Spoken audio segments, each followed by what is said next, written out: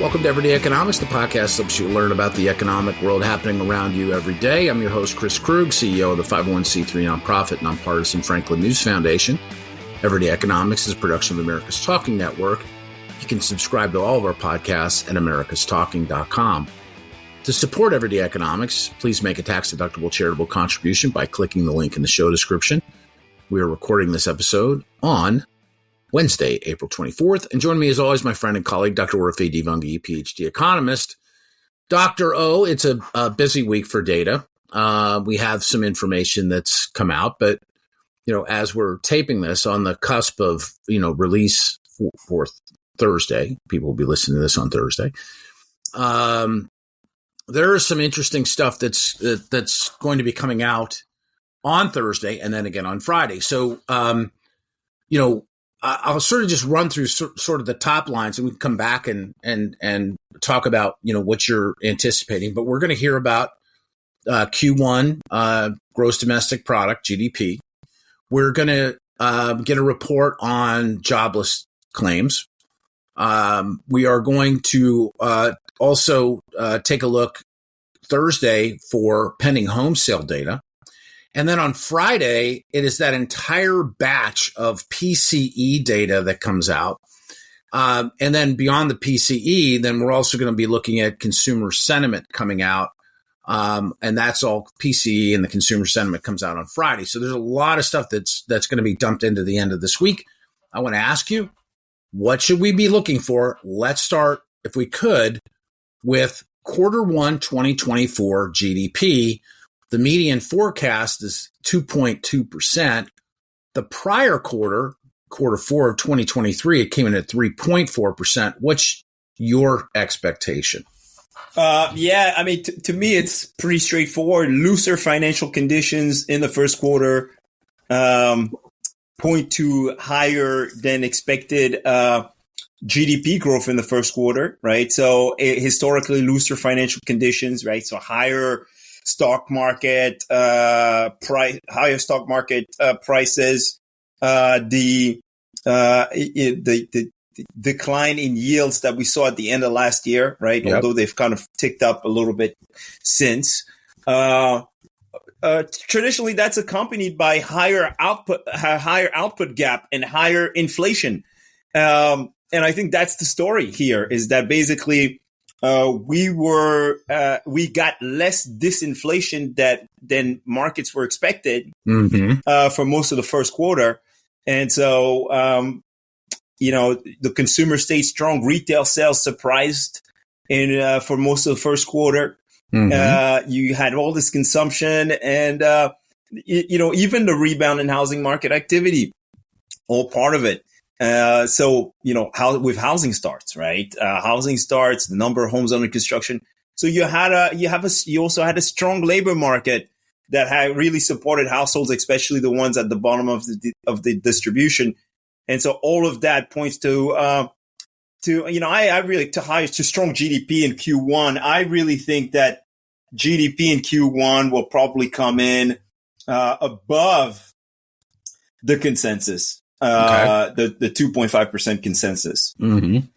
Okay, let's talk about jobless claims. You and I have spent a. Let me just say less than last quarter, but above the 2.5% consensus. Okay, so somewhere between 2.2 and 3.4%, which was the previous quarter. Yeah. The 2.2 is the consensus. That's the median forecast, and I'm drawing that directly from Market Watch and Market Watch's data. It's Dow Jones and Wall Street Journal economist survey. Yeah. Okay.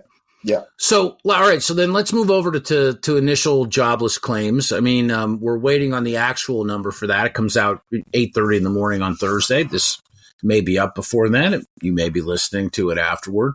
It will be a surprise to you if you don't know the number.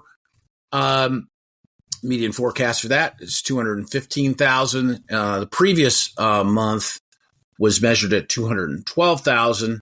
Again, these are people who had employment, lost that employment, and are now filing for unemployment. Yeah. So this is a little bit more recent, right? You remember Q1 GDP is like a look in the rearview mirror, whereas unemployment claims is like now. It's what happened it's real time. last week. I mean, it's the present. Right. And what did we see in the last week or so? We saw a big decline in the big decline. It's not that big given the gains, but we saw a decline in the S&P 500. Big losing streak. Yes, we saw yields increasing very rapidly for the first couple of weeks of April. So I expect the labor market to cool a little bit now. We're likely to see more downward pressure, more pressure on businesses and their conditions. And so, could we be seeing a small uptick and a small loosening of the labor market? And maybe a small uptick in layoffs, or at least a slowdown in hiring? Yes.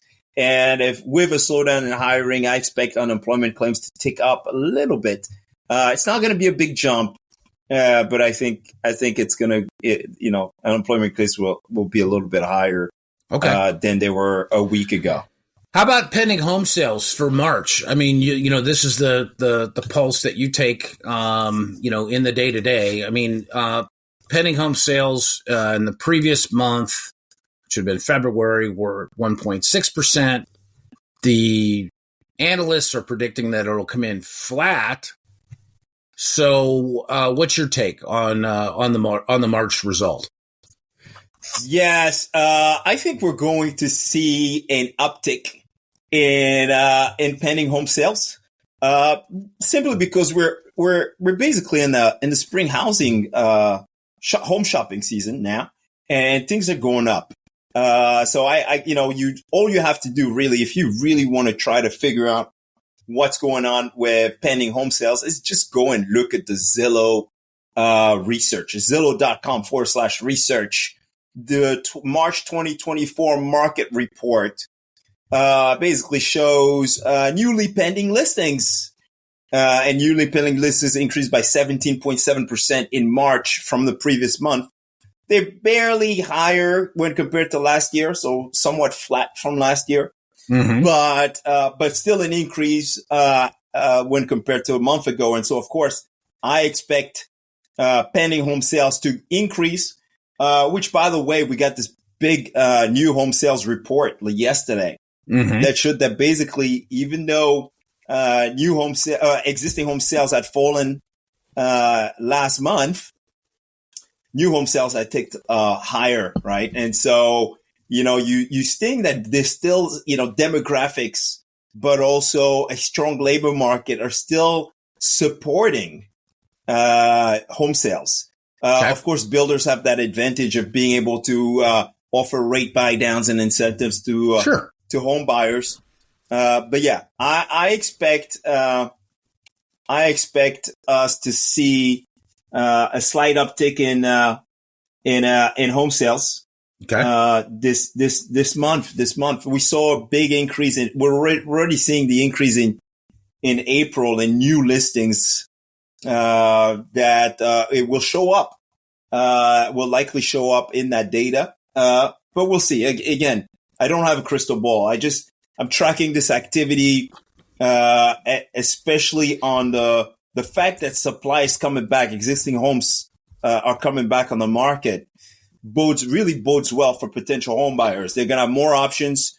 But then again, at the same time, mortgage rates have increased tremendously in the last 2 weeks, right? So compared to March, we've had this big increase in mortgage rates that could be a potential headwind for buyers. So, on one hand, you have more supply, you have more bargaining power for buyers. On the other hand, you have higher mortgage rates that could slow the flow of buyers onto the market.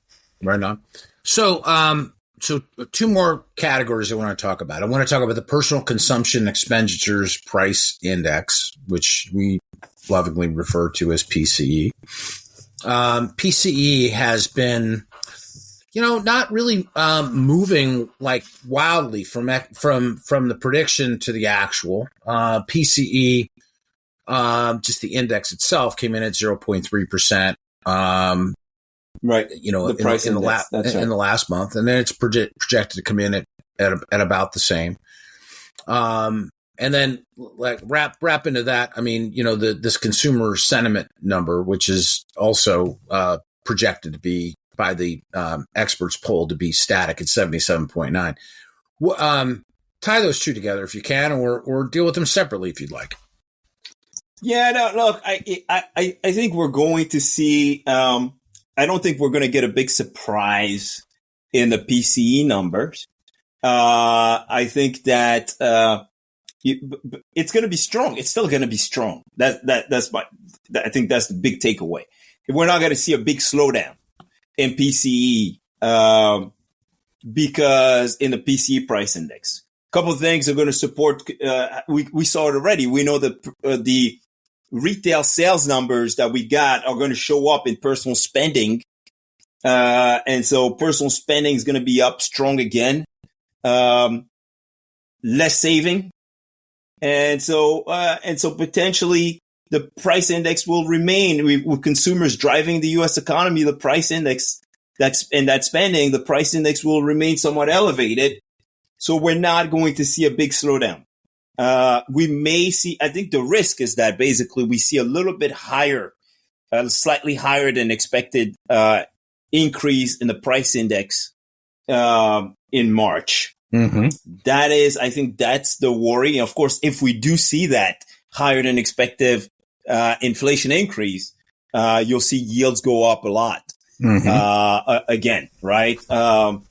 So that's the, you know, again, what I'm hoping for is that we don't get a big surprise. And that basically I think the markets already expect PCE to be pretty strong. So, you know, hopefully it's just not stronger than expected. Because if it is, then you're likely going to see yields and mortgage rates increase, somewhat. Yep. And that's really going to, slow things down, slow activity down, going forward. Well, that's that's a lot of data to look forward to in the next couple of days, and you know, I'll be interested to see how your stellar prognostication holds up. I'm sure that you'll be over the target. Something to look forward to for the.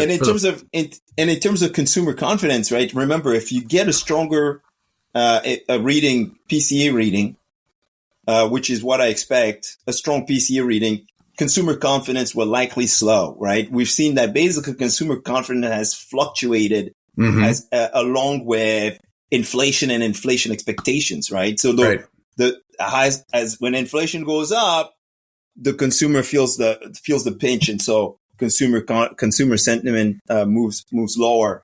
And so I think that's also what we're probably going to see from the University of Michigan consumer sentiment reading at the end of the week.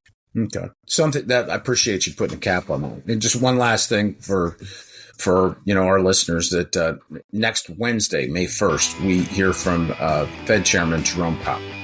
His monthly press conference is scheduled for 2:30 p.m. Eastern time. So on that note, we'll just call it to an end. For Orphe Divounguy, this has been Chris Krug. Subscribe to Everyday Economics and dozens of other quality podcasts at americastalking.com. Attention parents, teachers, and taxpayers. Do you care about the decisions being made in K-12 public education? Do you want to know how those decisions impact your students and school district? Chalkboard News has you covered. We're delivering fact-based reporting on the policies that shape school safety, curriculum, and recovery from learning loss. At Chalkboard News, we're cutting through the politics and focusing on the facts behind the issues impacting students, teachers, and families. Get this news delivered to your inbox for free by signing up at chalkboardnews.com.